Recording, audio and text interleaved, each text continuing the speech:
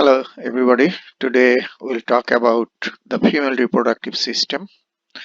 As I mentioned before that female reproductive system performs more functions than the male reproductive system. Female reproductive system produces ovum or egg as well as the female sex hormones. In addition to those functions, female reproductive system also uh, is responsible for fertilization. The egg or ovum is fertilized inside the female reproductive system, and then after fertilization the fertilized egg becomes an embryo, and embryo becomes a fetus inside the female reproductive system. So all those additional functions are done by the female reproductive system, as well as important cycles, menstrual cycle and ovarian cycle. Those cycles are also uh, controlled by the female reproductive system. So during the entire pregnancy, from fertilization to the end of the pregnancy, the female reproductive system plays very important role. First we'll see the organs of the female reproductive system. Then we'll talk about the primary female reproductive organs. Those are ovaries.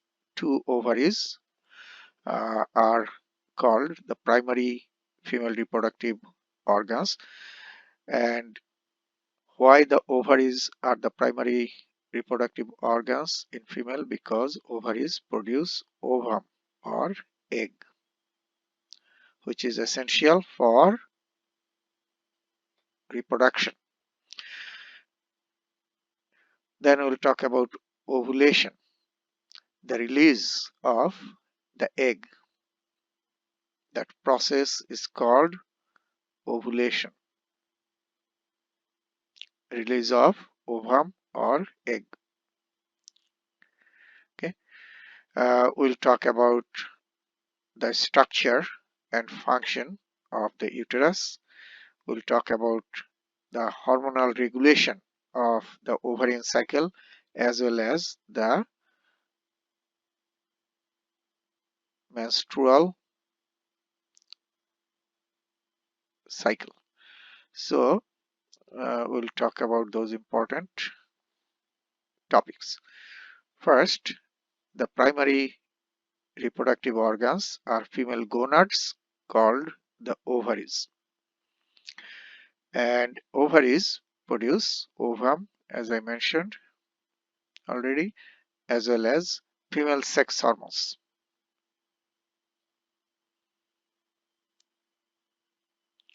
Okay, accessory female reproductive organs include uterine tubes, also called fallopian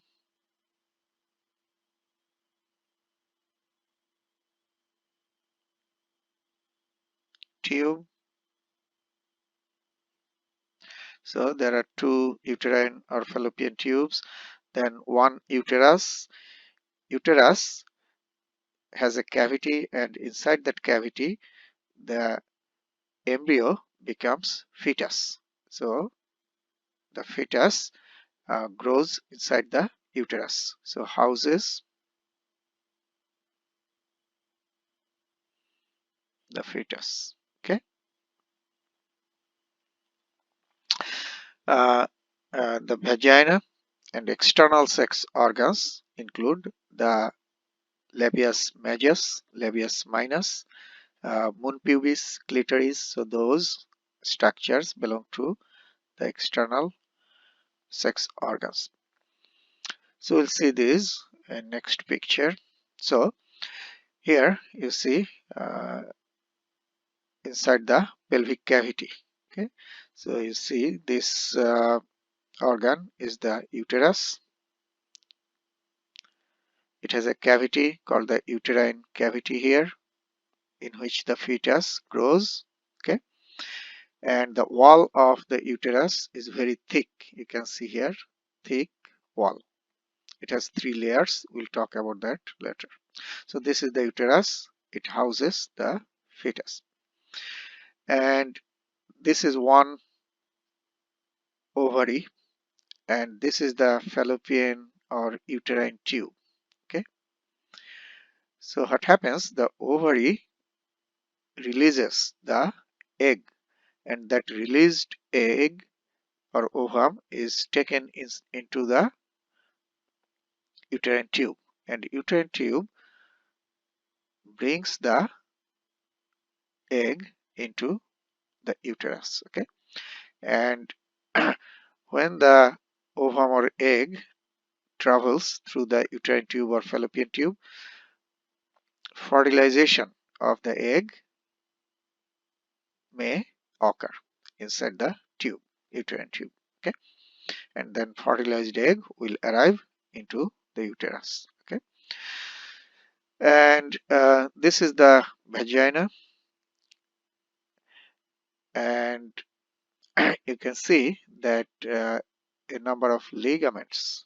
This is one, this is another, this is another. So these are the ligaments keep the reproductive organs in right locations in the pelvic cavity. So to keep the organs in the right locations, these ligaments tie the organs to the body wall or to other structures. Okay.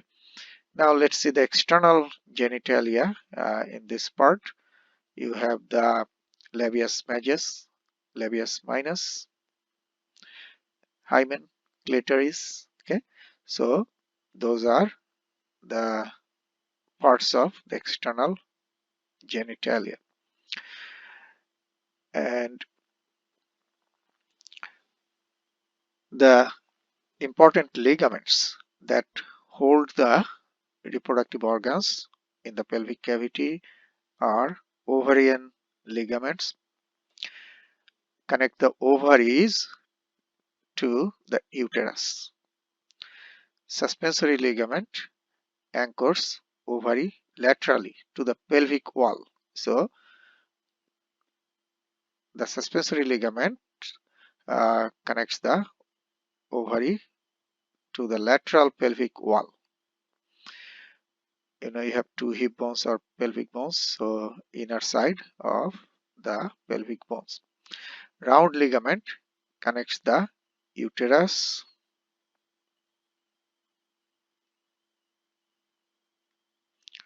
to the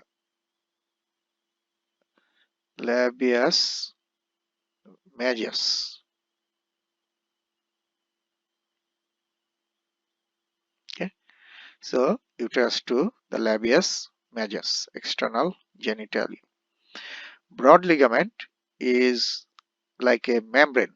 It is not like a rope-like structure. Most of the ligaments are like rope-like structures, but broad ligament, it is called broad because it is wide and like a membrane. And a number of structures or organs are supported by the broad ligament. This ligament supports the uterine tubes, uterus, vagina, and also contains the suspensory ligament. So let's see those ligaments. First, the ovarian ligaments. Since the name is ovarian, one end is attached to the ovary, the other end is attached to the uterus. So this is the ovarian ligament. This is another one. Okay.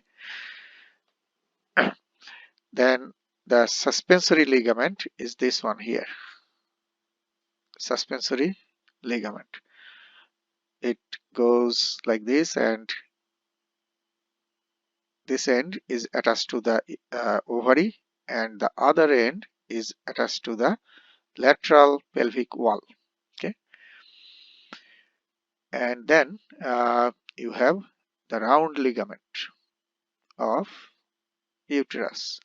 This one connects the uterus to the other end goes to the labius majus. Okay, and now let's see the broad ligament. This is broad ligament. It is a membrane. Okay, this whole thing. And the broad ligament is divided into three parts: mesosphinx, mesovarium, and mesometrium. Okay, so those are three parts. This part which is attached to the uterine tube and supports the uterine tube, this is the mesosphinx, and the part is attached to the ovary here. This part is called the mesovarium. Mesovarium. So it supports the ovary. And the part you see here, this big part is attached to the uterus here. So this part is called mesometrium. Okay. So those are three parts, and you see that these structures are being supported by this ligament.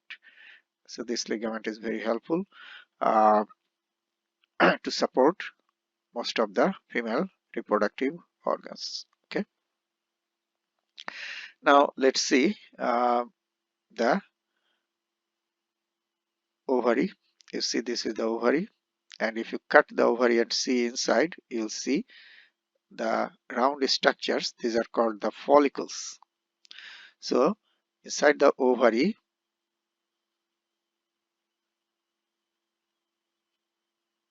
you have many follicles, and inside the follicles you have the ovum or egg or oocyte. Okay, so each follicle has an ovum. Okay, so like follicle is like this. Okay, and this is the egg or ovum inside the follicle. This whole structure is the follicle, and you have the egg as well as many other follicular cells. So inside the ovary you'll see many follicles at different stages of maturation. Some are more advanced stages and some are more earlier stages of maturation. That's why you'll see some small follicles, those are earlier follicles, egg or ovum inside, and gradually they get bigger. Okay, so get matured and bigger. Okay, and that's why you see inside the ovary the follicles of different stages of maturation. And what happens, the most mature follicle, this one, will rupture to release the egg, so this egg will come out. Okay, and that is called ovulation. So egg with some follicular cells around it will come out, and this is called what? Ovulation.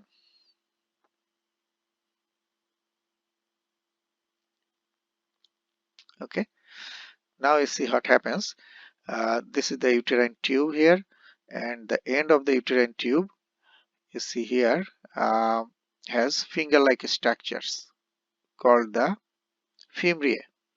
So this is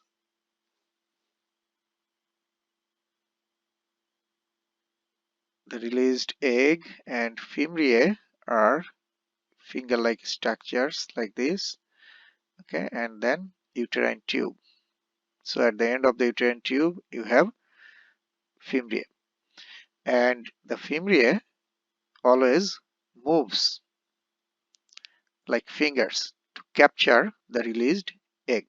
So when the egg will be released here, you see the fimbriae will take it inside, capture it and take it inside the uterine tube. Okay, and the area where the fimbriae are attached to the uterine tube. That part of the uterine tube is called the infundibulum. Okay, and then next part is the ampulla, and then the uterine tube turns towards the uterus. So where the turning area, that is the ampulla, it is slightly wider than other parts. Okay, so let me draw here quickly. So this is the ovary, and these are the finger-like structures, femoriae. Okay, and this is the infundibulus. It is like your fingers and hand. The palm area, we can say the infundibulus, and then the ampulla. So this is the ampulla, and ampulla turns like this and gets narrow and move towards the uterus. Okay, so femoriae, infundibulus, ampulla. This ampulla part is very important. Okay, why the ampulla is important? Because most of the cases when the ovum arrives here, sperm fertilizes the ovum or egg in the ampulla of the uterine tube or fallopian tube. Okay, so this is the ampulla. So here fertilization occurs, and then fertilized egg will move towards the uterus, okay, which is the house. And now let's see the uterus. This is the uterus, and as I told you, in the wall of the uterus you have three layers. Innermost layer is called the endometrium, middle layer is called the myometrium, and which is thick, and outermost covering or layer is the perimetrium. Peri means around. So in the wall of the uterus you have three layers. Okay, endometrium is the layer that changes during menstrual cycle. Okay, when menstruation occurs, the endometrium is destroyed and shedding of the endometrium occurs. That is the menstruation. Okay, so endometrium is not fixed, it is destroyed and again regrows or formed again. Uh, so those are three layers in the wall. Now we'll see the parts of the uterus. You see this top part of the uterus like a dome. This is called the fundus. You remember the fundus of the stomach. So this is the fundus of the uterus. Okay, and this part is the body of the uterus. This middle wide part. This middle white part is the body, and then you see the lower end of the uterus, it partly goes into the upper end of the vagina. So this is the vagina, and this part, the lower end of the uterus, is called the cervix of the uterus. Okay, and the cervix part enters into the upper end of the vagina. Okay, and inside the uterus you have the cavity called the lumen of uterus or uterine cavity. Okay, same thing. And inside the cervix part, this opening is called the cervical canal. So cervical canal here. Okay, and the cervical canal has two openings. Here is one, that is the internal os or inner os, and os means mouth, and this is the external os or outer opening. So this is the cervical canal here between internal and external openings or osses. Okay, Now you see the body. This is the body of the uterus, and this is the cervix of the uterus. The area where the body is connected to the cervix, this area is slightly constricted, and that is called the isthmus. Okay, isthmus. So if I draw the uterus here, so this is the fundus, right? This is the uterine tube. Okay, uterine tubes or fallopian tubes, and this is the body. Okay, then the body gets narrow, and then the end part is the cervix. This is the cervix of the uterus. Okay, so this is the fundus. This is the body. This constricted part is called the isthmus,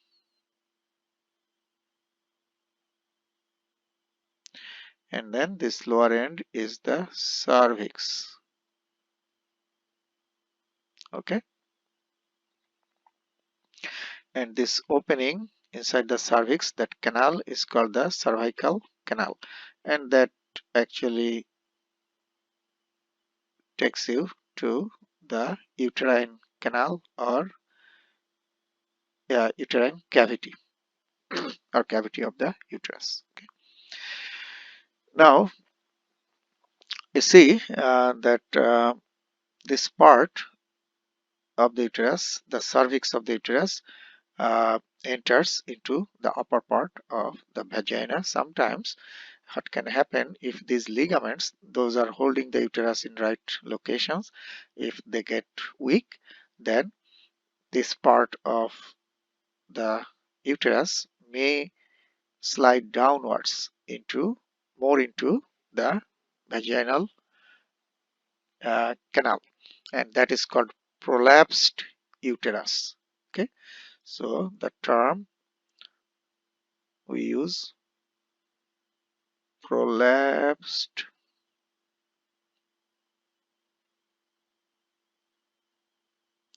uterus. Okay, that is a clinical condition.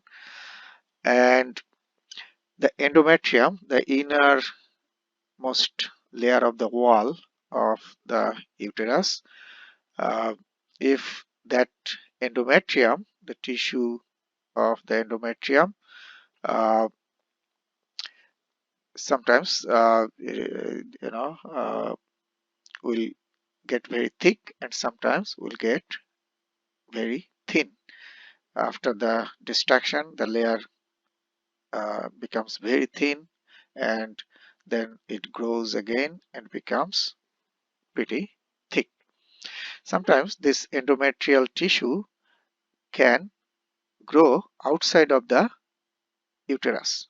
For example, if that tissue grows here or another structure, that is called endometriosis. Okay, so the endometrial tissue is formed in other parts of the reproductive system, like the outside of the uterus. Okay, ovaries or fallopian tube. So if that tissue grows here inside the fallopian tube or ovarian tube, that can cause infertility, because the fertilized egg, you remember, must travel to the uterus, uterine cavity. But if that is blocked, then the uh, female infertility may occur. And that condition, if the endometrium, the tissue, grows in any other part outside of the uterus, that is called endometriosis.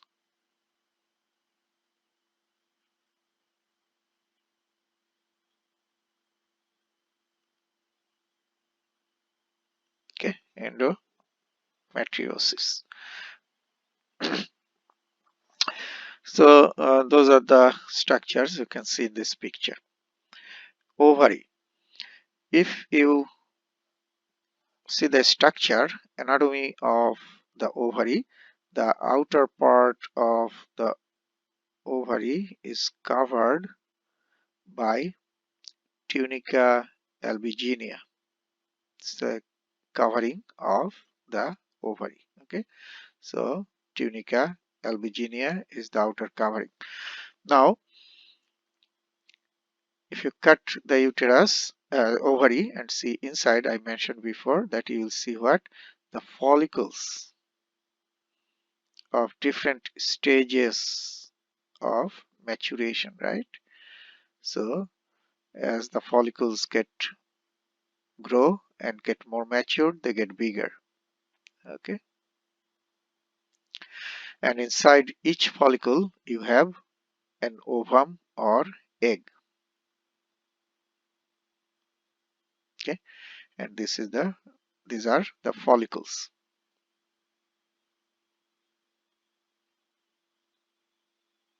Okay, so these are the follicles,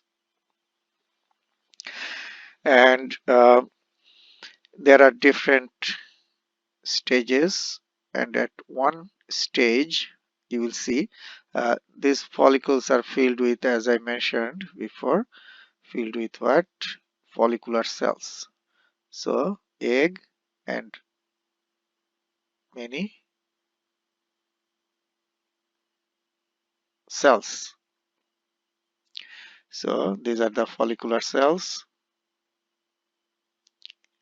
inside the follicle. Okay,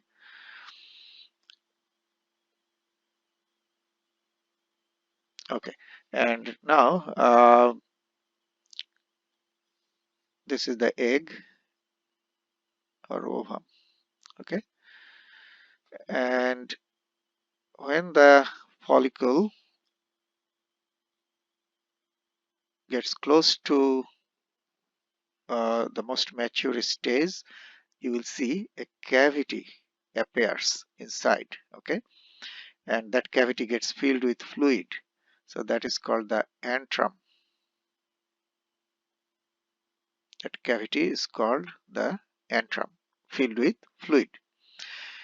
And then what happens, this is the most mature follicle. Okay, so you have the egg and that antrum, that fluid filled cavity becomes pretty big. So this is the antrum. Okay, filled with fluid. So it is like a ripe fruit. This is very early stage of fruit, right? Hard, and gradually the fruit gets bigger. So follicles get bigger, growth of the follicle, and then at one stage you will see the cavity antrum, and that cavity gets big and filled with more fluid. So now this follicle is pretty soft, like ripe fruit, and it is ready to rupture, right? So when the follicle uh, ruptures, what will happen? The egg will be released, get out from the follicle, and that is called ovulation. So this is the egg,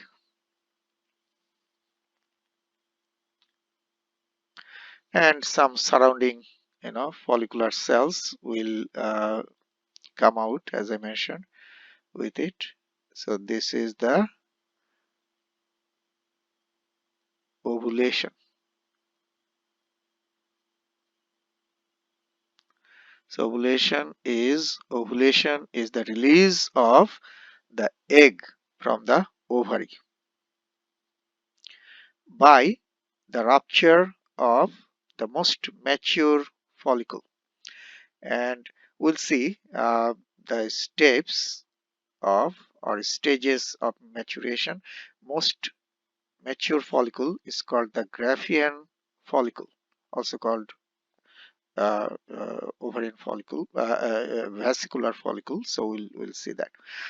So that's how the ovulation takes place. Okay, now after the rupture and release of the egg, so this is the remaining part of the follicle. Okay, the remaining part of the follicle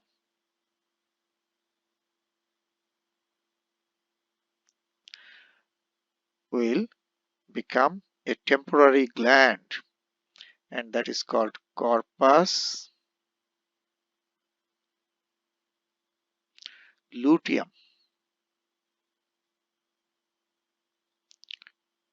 So after the release of the egg, the remaining part of the follicle will become a corpus luteum, and corpus luteum is filled with lot of fat. That's why the color is yellow. It gets filled with lot of fats, and the color is yellow. Luteum means yellow. Okay, so corpus luteum, yellow colored structure, and this corpus luteum acts as a temporary gland. Very important. Okay, corpus luteum will act as a temporary what gland inside the ovary, and will stay there for about 14 days if no fertilization takes place. If this released egg is not fertilized by a sperm, then the corpus luteum will last or stay there for 14 days and will act as a temporary gland. However, if this released egg is fertilized by a sperm, then what will happen? This corpus luteum will decide to stay much longer. It will stay for about 3 months.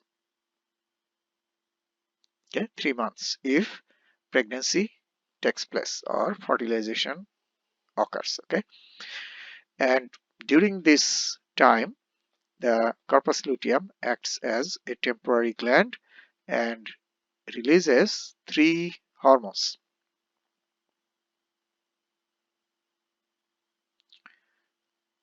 Three hormones: estrogen, progesterone, and inhibin.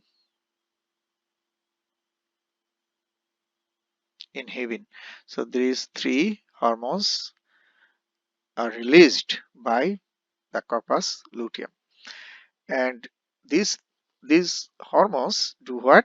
This is very important. Why corpus luteum needs to be there for 14 days or 3 months? Because as long as these hormones are released, no another ovulation will occur. So these hormones prevent another ovulation. During pregnancy, if fertilization occurs, another ovulation should not occur. Okay, so these hormones are taking care of that. During entire pregnancy, no ovulation should take place. No ovulation occurs, right? So first 3 months, the corpus luteum will take care of that by releasing these three hormones. Then what happens? Within that 3 months, the structure that is called the placenta is formed. Okay, so placenta will take over. So placenta will be formed within 3 months and will start to release these hormones. So now corpus luteum doesn't need to be there, right? So the corpus luteum will be destroyed after 3 months. But if no fertilization, it will be destroyed after 14 days. So this yellow corpus luteum, right? This is yellow colored, and it will become a white structure, and that is called the that white structure is called the corpus albicans. Albino, the word means white, so it will become a white structure, and that is called the corpus albicans.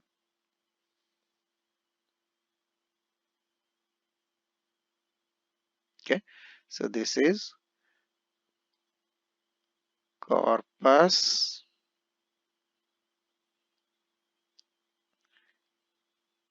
albicans. Okay, and it is like a scar tissue, and it will be destroyed. Okay, will be destroyed. So before the corpus luteum is destroyed, it becomes a scar tissue structure that is called corpus albicans, and it is whitish in color, and then it breaks into many pieces and disappears. Okay, so that's what is happening inside the ovary, and all these follicles of different stages of maturation you will see in the outer part of the ovary, that is called the cortex. So this is the cortex. Okay, and the inner part is called the medulla. Inside the medulla you will find the blood vessels and nerves, those structures. Okay, so outer part is very important because the follicles of different stages of maturation are present there. Now this whole thing is the ovarian cycle, the term you commonly hear, ovarian cycle. What I explained, everything belongs to ovarian cycle. Okay, so ovarian cycle is divided into three parts. What are those three parts? You see, during this period from here to here, what happens? The ovaries, the follicles grow and get matured. That's why this part is called the follicular phase, when the follicles grow and get matured from the earliest primitive to the most mature stage. That is the follicular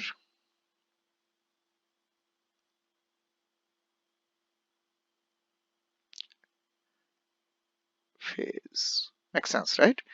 So then what happens? The rupture of the follicle occurs, and that is ovulation. So next is the rupture of the follicle and release of the egg, and that is called the ovulation.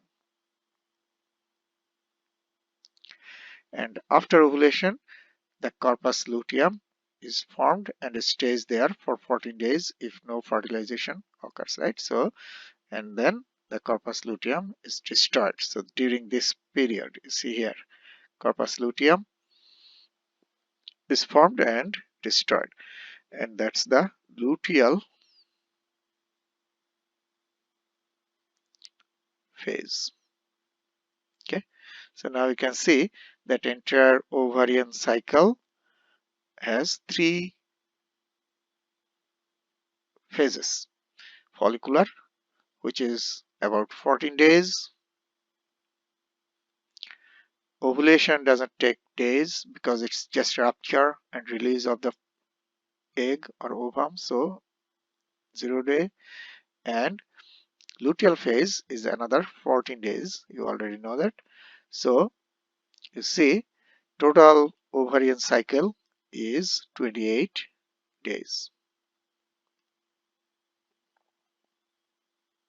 Ovarian cycle is 28 days. There is plus minus, but that's the average. Okay, and it has three processes or phases. And now let's see.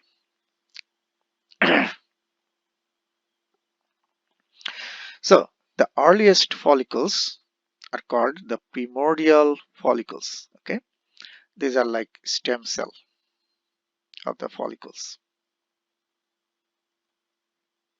Then primordial follicles get more mature and bigger, grow more, and become primary follicles. Then primary follicles become secondary follicles. Okay, and then late secondary follicle stage is when the antrum, that cavity, appears. You remember fluid filled cavities. And then the most mature follicle is the Graafian follicle, okay, also called vesicular follicle, and filled with lot of fluid. So antrum is pretty big and lot of fluid accumulates and it becomes a soft follicle ready to rupture.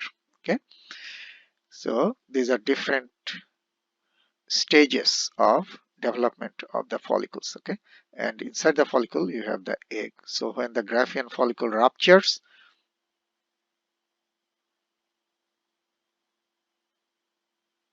that is the ovulation. The egg comes out, release of egg or ovum. Okay, so that is the ovulation, and then corpus luteum will be formed, will act as a temporary gland. Here you see the primary follicles, okay, and then the secondary follicles. These are secondary follicles, and then late secondary follicle. Now here you see the antrum, fluid filled cavity, but is small, and then it becomes very big. And this is the most mature follicle, the Graafian or vesicular follicle. Okay, ready to rupture. It's like a ripe, fruit. And oocyte or ovum or egg, same thing. Remember, oocyte, ovum, or egg. Okay, is here, and when the rupture will occur, the ovulation will occur. The oocyte will come out with some cells around it. And this is the yellow structure with lot of fat in it, that is the corpus luteum. Okay, and it produces three hormones I mentioned. Then corpus luteum becomes corpus albicans, the white scar tissue, and then will be destroyed.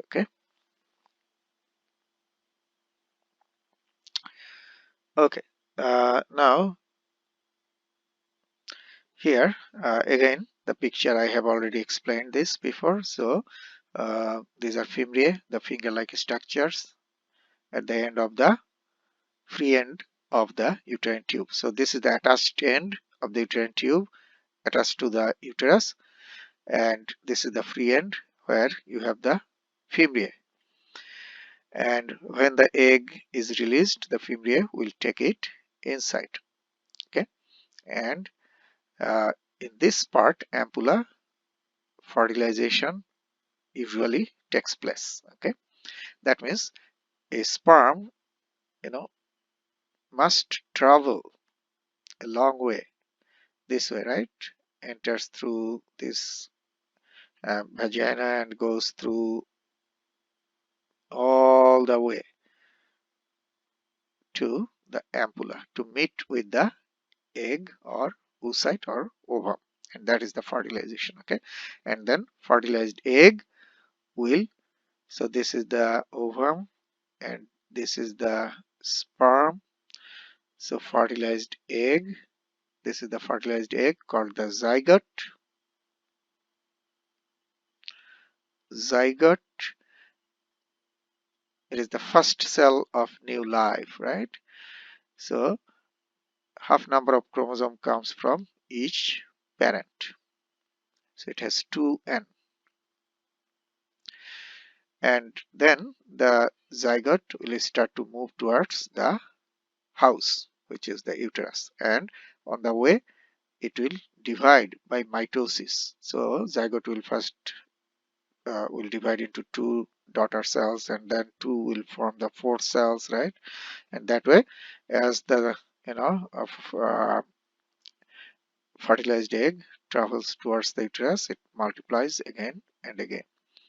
So multicellular structure is formed. We'll talk about that. So that is what happens.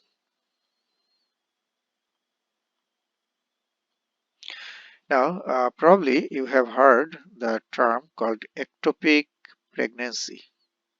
Ectopic means false. Okay, so false pregnancy.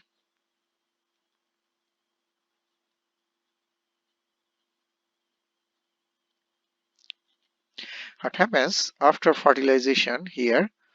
If the fertilized egg, instead of moving towards the uterus, if it gets stuck here, cannot move anywhere inside the uterine tube, and starts to grow there, the person, the uh, you know uh, uh, woman will feel that she got pregnant. However, it is actually this pregnancy will not survive this pre-embryo. This structure will eventually die because of not getting enough oxygen and nutrition. Oxygen and nutrition uh, is given by the endometrium of the uterus. So if the fertilized egg cannot arrive into the uterus, it grows there in the uterine tube. That is called the ectopic pregnancy, and it will die after several days, and sometimes that can cause problem like cancer in the uterine tube, or tumor in the uterine tube, infection. So that is a problem. So normally what should happen, that the fertilized egg should move towards the uterus and finally will arrive here and will get attached to the endometrium. Okay, and that is called implantation. So the fertilized egg should get attached to the endometrium, and that is called implantation.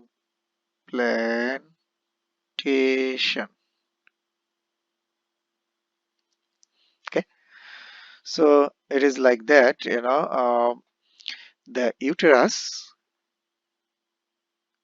makes a soft bed of endometrium. Inside the uterus, a soft bed of endometrium is formed. It is very soft and thick bed, and uterus expects that the fertilized egg will come and will get attached to it. So it prepares the bed for the fertilized egg to arrive. However, most of the time what happens, the fertilized egg doesn't arrive, right? So the uterus will get angry and will destroy that soft bed.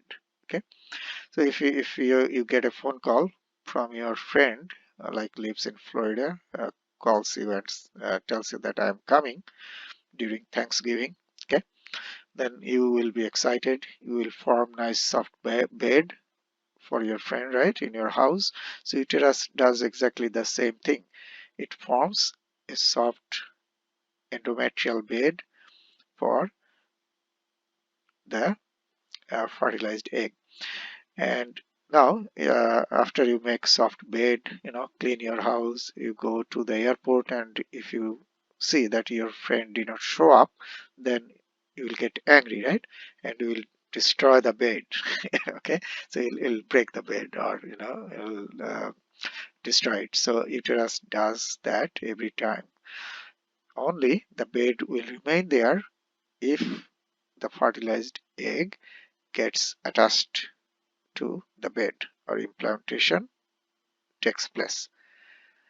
If the implantation takes place, then the bed will remain there, and this is the endometrium, the bed.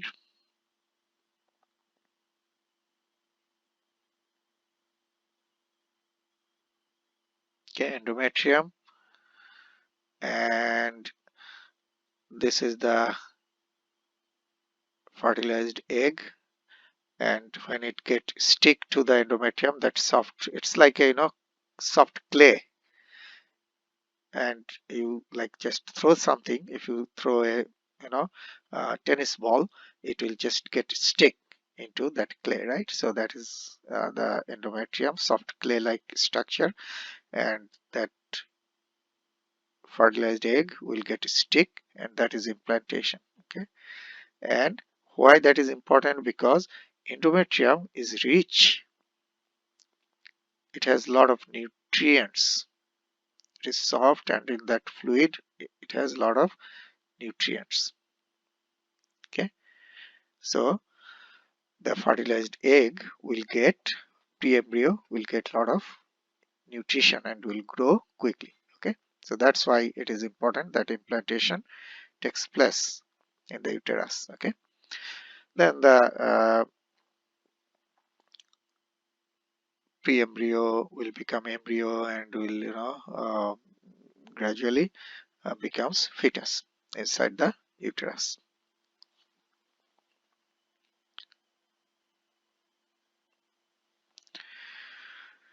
We have already talked about the parts of the uterus, wall of the uterus, 3 layers, right?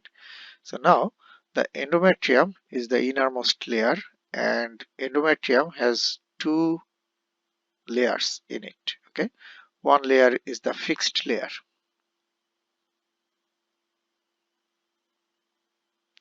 and this fixed layer is called the stratum basalis or basal layer. Okay, and another layer of the endometrium is soft.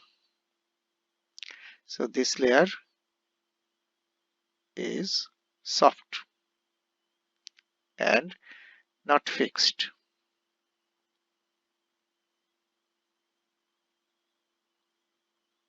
Okay, and this is the layer of the endometrium that is destroyed.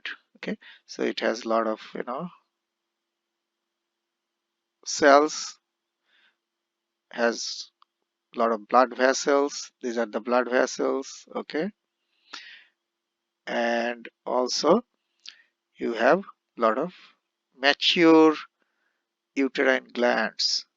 So those are the things you have in that soft layer of the uterus. You have tissue, you have glands, uterine glands, you have blood vessels, right, in the soft layer, and that layer is called the stratum functionalis or functional layer.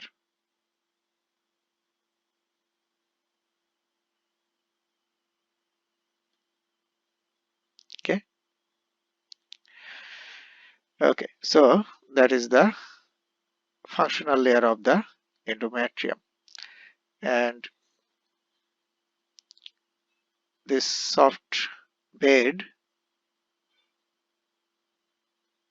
is prepared by the endometrium every time. Makes sense? If fertilization does not occur, then what will happen? The bed will be destroyed. So the whole bed will be destroyed, will break into many pieces. Okay, break into many pieces and will be destroyed.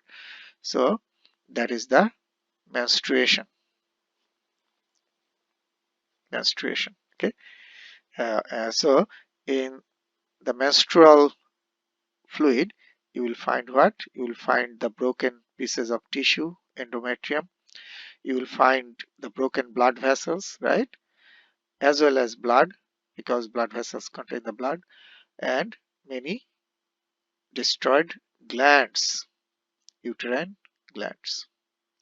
So you'll find everything in that fluid. menstruation. uh, Tissue pieces, broken blood vessels, glands, and blood. Okay, and that is the menstruation shed.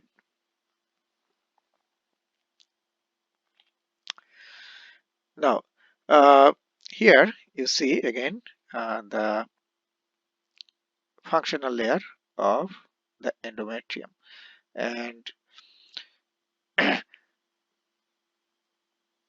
this is the uterine artery which comes from internal iliac. You remember the internal external iliac, internal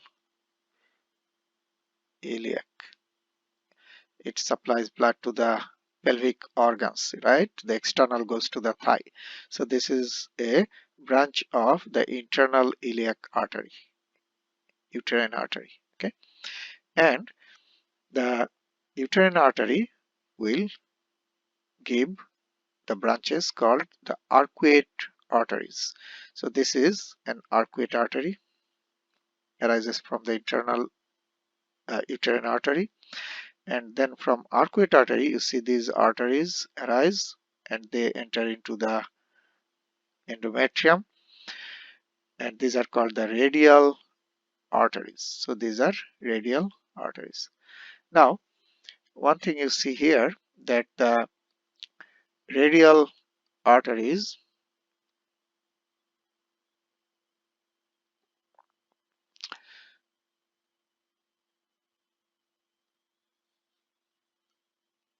form two types of artery, straight and spiral.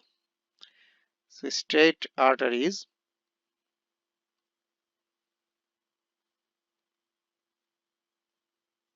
let me show you here.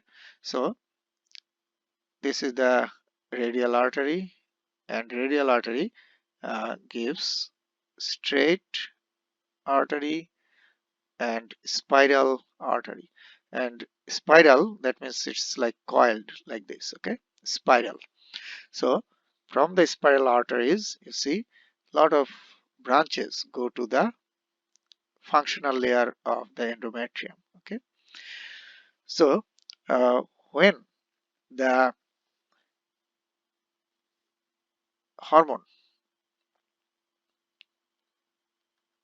sex hormone, progesterone mainly, this one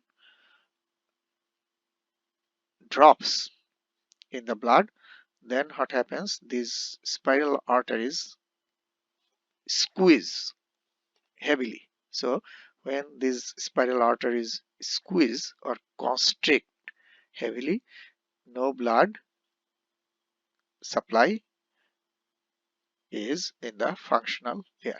The blood circulation in this layer stops. Makes sense? And that will cause the destruction of the functional layer due to lack of blood supply. The tissue will die and will be destroyed. Makes sense? So that is the mechanism.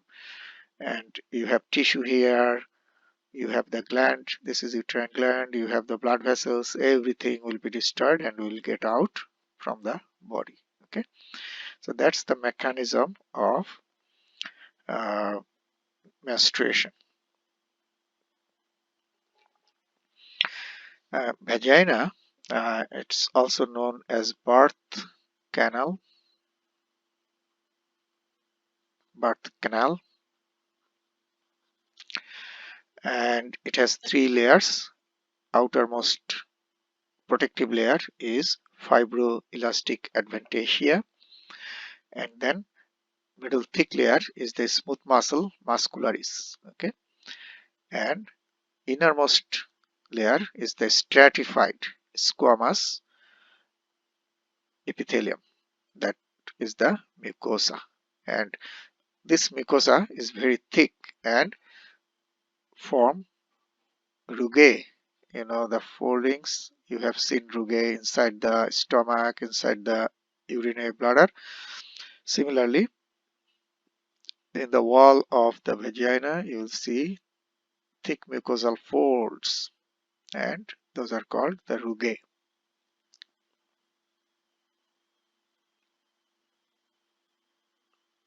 Okay,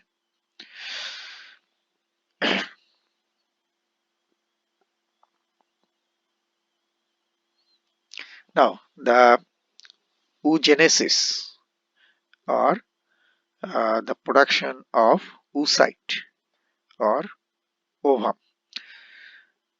Spermatogenesis is the production of sperm, and oogenesis is the production of oocyte or egg.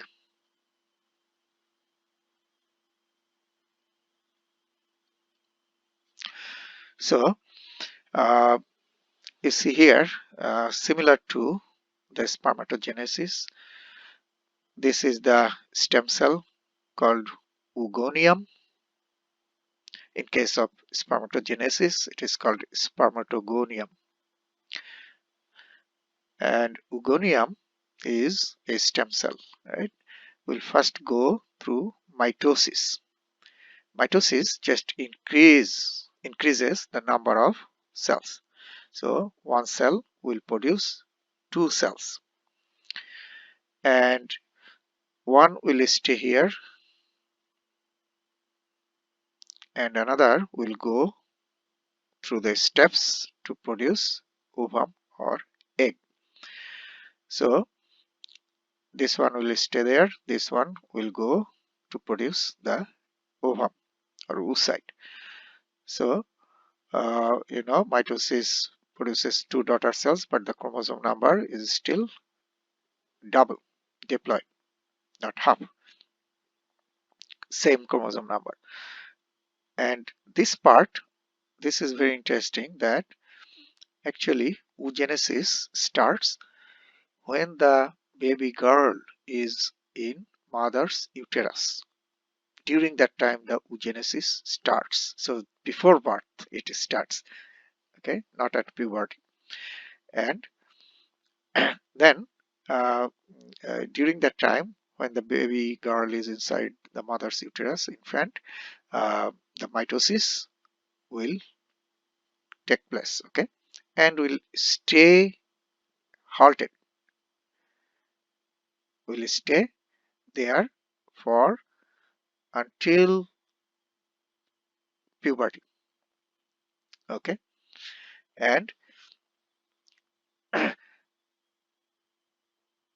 you see here, during the entire infancy and childhood, ovary is inactive. That means this daughter cell will stay like that, no change will occur. Then at puberty, what will happen? Due to the hormonal change, then this will get activated, will become active, and each month one cell will get activated. Now you see here that will continue until menopause. So from puberty to menopause, each month one oocyte will get matured, okay. So let's see what happens here.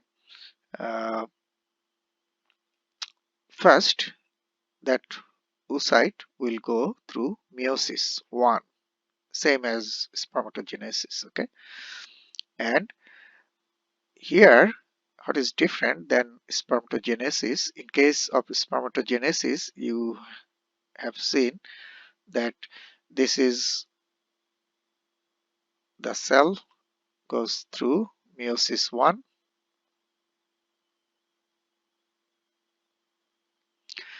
Meiosis 1 reduces the number of chromosomes to half, right? So these are two new cells after meiosis 1, and each has half number of chromosomes. Same thing happens in case of oogenesis. However, in case of spermatogenesis, these both cells get the cellular materials same amount equally. So both are healthy cells.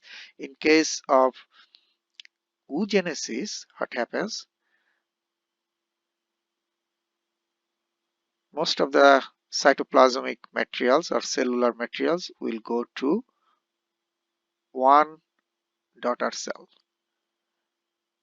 and another one will not get those materials.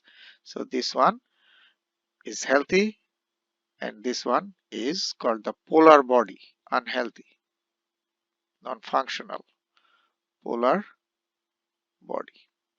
Okay, so this is meiosis 1. And then what will happen? Meiosis 2. Meiosis 2 will, since this cell is still alive, it will divide by meiosis 2, but both new cells will be unhealthy, polar body. So you get two more polar bodies here. And this one will do what? You see again, most of the cytoplasmic materials will go to one side, and another polar body will be formed. Okay, so you get four polar bodies, right? Yeah, sorry, four cells, three polar bodies, 1, 2, 3. So you get three polar bodies and one healthy oocyte or egg, which is very important. We don't expect more than one egg, because one egg should be fertilized by one sperm.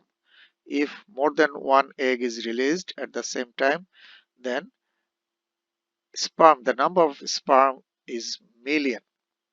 Okay, so enough to fertilize multiple eggs.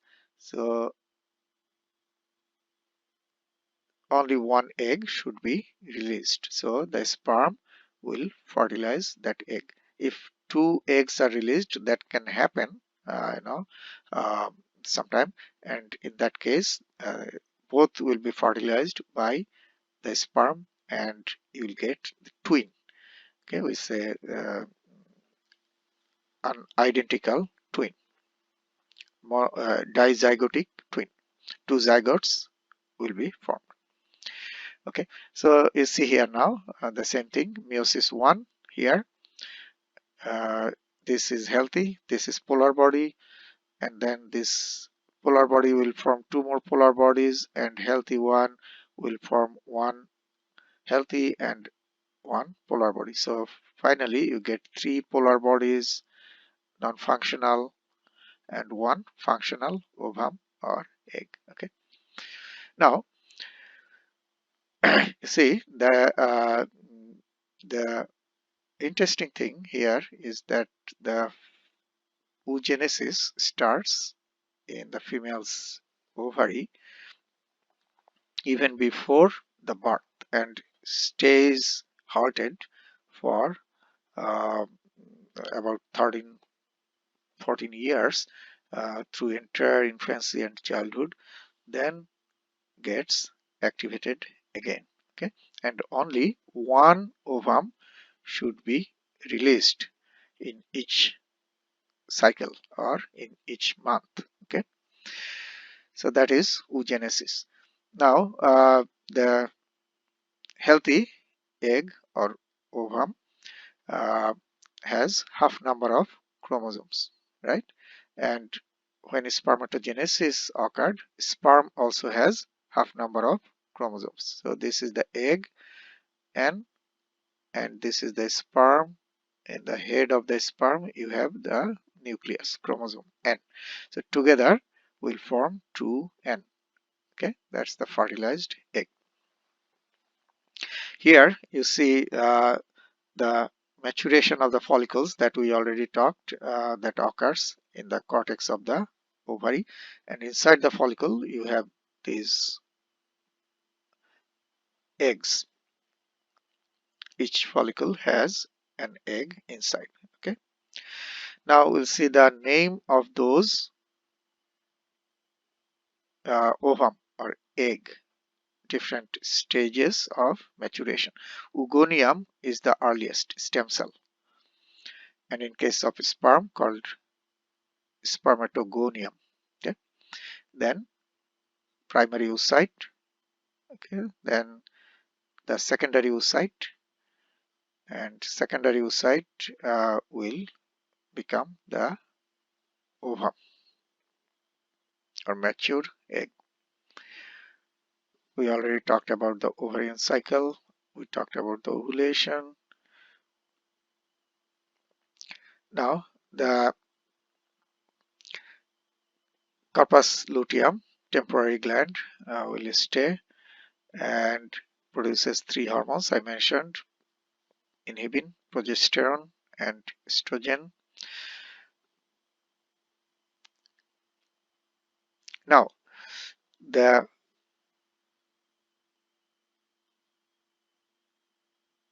ovarian cycle, what is happening inside the ovary, is controlled by the pituitary gland. So, you need to know that anterior pituitary, this is anterior pituitary, this is posterior pituitary. Anterior pituitary releases follicle stimulating hormone. Its name, just think that follicle. Where you have the follicles, you remember the follicles of different stages, right? So these are the follicles. Inside the follicle you have the egg or ovum. We talked about that. So this hormone is called follicle stimulating hormone. That means what? It will go to the ovary and will stimulate the follicles to grow, get matured. Okay. And another hormone released from the anterior pituitary, that is called luteinizing hormone. This one particularly helps in what? The rupture of the mature follicle, Graafian follicle. So that rupture is helped by the luteinizing hormone. So this follicle will rupture and will do ovulation. So follicle stimulating hormone helps in ovulation. Makes sense? So easy. Two hormones. Follicle stimulating hormone works on the follicles mainly and help in their growth of the follicles, and luteinizing hormone will cause the rupture of the Graafian or most mature follicle to cause ovulation. Okay. Now if you can block these two hormones, release of these two hormones, then what will happen? The follicles will not grow, ovulation will not occur, right? The egg will not get mature. So that's how the corpus luteum, that yellow temporary gland, does. It releases those three hormones, right? Estrogen, progesterone, inhibin. And they do what? They inhibit the anterior pituitary to release these hormones. So these hormones will not be released. So follicle will not get mature, ovulation will not occur. Makes sense? So that's how the corpus luteum works. And this is very important because we don't want another ovulation or another egg to get mature and released during the pregnancy. So here you see this is the anterior pituitary, releases those two hormones and they work on the follicles. This is a follicle, okay, and the estrogen, inhibin, these hormones, you see the broken line shows the inhibition. So will inhibit the anterior pituitary. So anterior pituitary will not release these hormones. Okay, so that is the function. Now when the corpus luteum is destroyed, then what will happen? If the corpus luteum is destroyed, these hormones will not be released anymore, right? So anterior pituitary will start to release these hormones and another ovulation will take place. However, if pregnancy occurs after 3 months, corpus luteum is destroyed, but who takes over? The placenta. I talked about it before. The placenta will remain as a temporary gland and will continue to produce these hormones. So antipituitary will be uh, not releasing those two hormones. Okay, so that's how during entire pregnancy no ovulation, further ovulation takes place. Okay, here you see luteinizing hormone surge just before the ovulation. Suddenly plenty of luteinizing hormone is released to rupture the vesicle, and that is called luteinizing hormone or LH surge, and that will cause the rupture and release of the egg. Okay, ovulation. This is the most mature Graafian follicle. It's a very soft, a lot of fluid in the antrum, right? And this is the corpus luteum. And three hormones are produced by the corpus luteum that inhibits the pituitary as well as the hypothalamus, because we know that hypothalamus controls the pituitary. So inhibition will also go to the hypothalamus. So these three hormones of corpus luteum will inhibit the pituitary as well as the hypothalamus. The last thing is the uterine cycle or ovarian cycle. Uterine cycle also, the average duration is 28 days. So both ovarian and uterine cycle, the average duration is 28 days or 4 weeks. Now you must remember that the endometrium has two layers, right? Stratum basale, which is fixed layer, stratum basale or fixed layer or basal layer, and then I showed you before the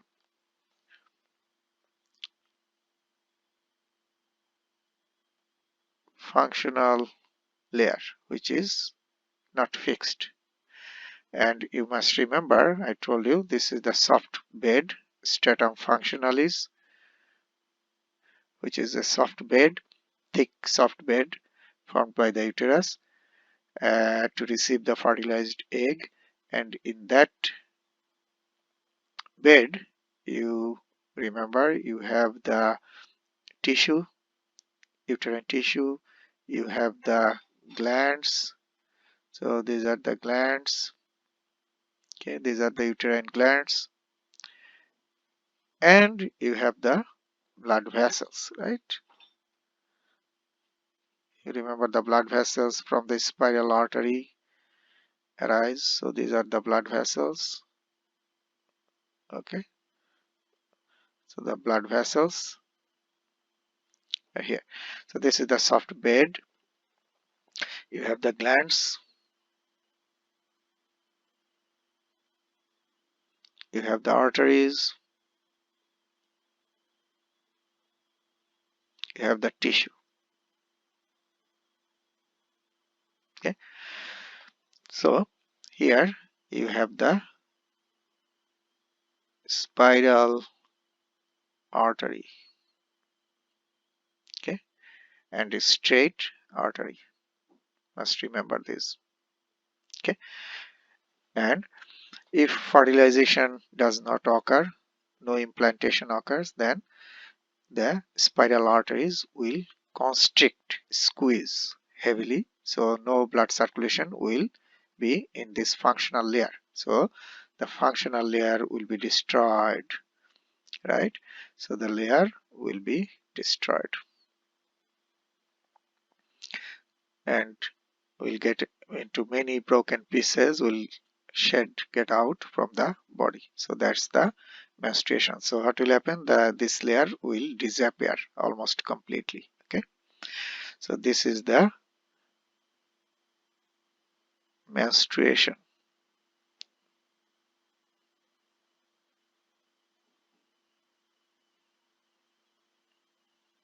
Okay, or menstrual phase. And during this time, the wall of the endometrium is very thick and soft, and these glands secrete a lot of fluid, nutrient rich fluid. So this layer is very nutrient rich layer. So since the glands are active, secreting a lot of fluid, this period is called the secretory period. Makes sense, right? Secretory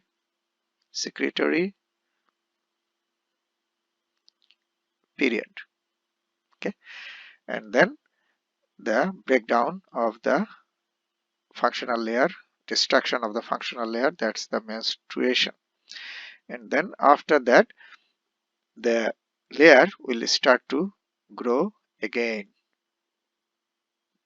Okay, and will become thick soft layer again. Okay, so during this time you see the layer is being produced, right, after destruction. This is called the proliferative. Proliferation means increasing in number. So proliferative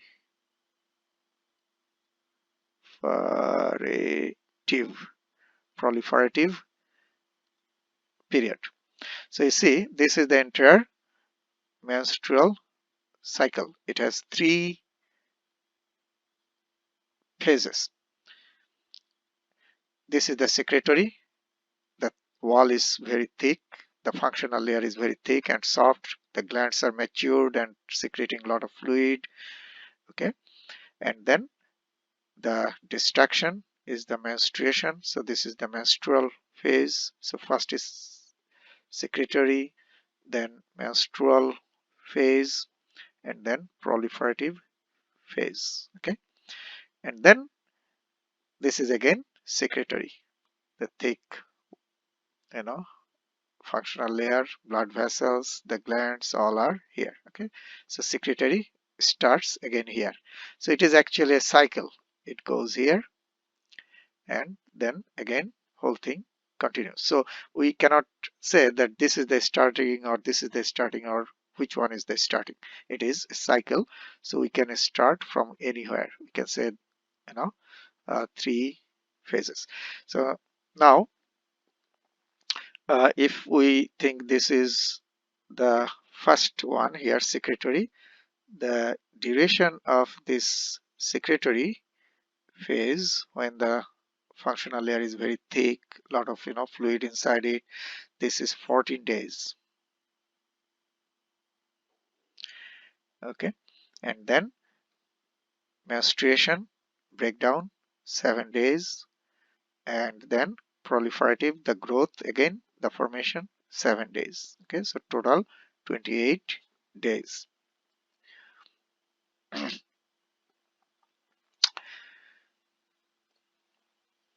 So menstruation is the process of endometrial slugging. That's the shedding of the endometrium after destruction, and lasts, as I said, the menstruation lasts about 1 to 7 days, and the amount of shed 30 to 35 to 50 milliliter of blood, including that tissue, destroyed glands and arteries or blood vessels. Okay, the entire functional zone is lost. Okay, only this stratum functional is affected. Okay. Then proliferative phase and secretory phase. So here, this is a nice picture. You can see this is the secretory phase, 14 days. Okay, this is the longest phase, and then destruction here you see. So that's the menstrual phase or menses, 7 days, and proliferative phase, growth, 7 days. Okay, so you can see the same thing I showed you here, and these are the blood vessels and these are the glands. So glands and blood vessels are in the functional layer. Now here you see during those three phases the level of estrogen, progesterone, inhibin, those three hormones changes. So during the secretory phase, let's start from this one, although it is a cycle, so you cannot, you can start from any. So this is the secretory phase. You see the progesterone level is very high, goes to the peak. Okay. Also the inhibin is very high. So just let's focus on this one, progesterone. This is very important. So very high, and this high progesterone maintains the functional layer. Okay. Then I mentioned before, when the progesterone drops, goes down, then what happens?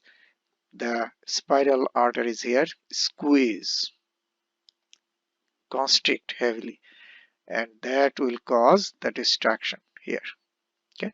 So you see sudden, drop of progesterone even below the estrogen goes down a lot, and that will cause the constriction of the spiral arteries. And here you see the core body temperature or basal body temperature during the secretory phase. In female's body, the body temperature is slightly higher than other two phases. So during the secretory phase, the temperature, body temperature, is slightly higher than other times. So those are the things you need to know from the female reproductive system.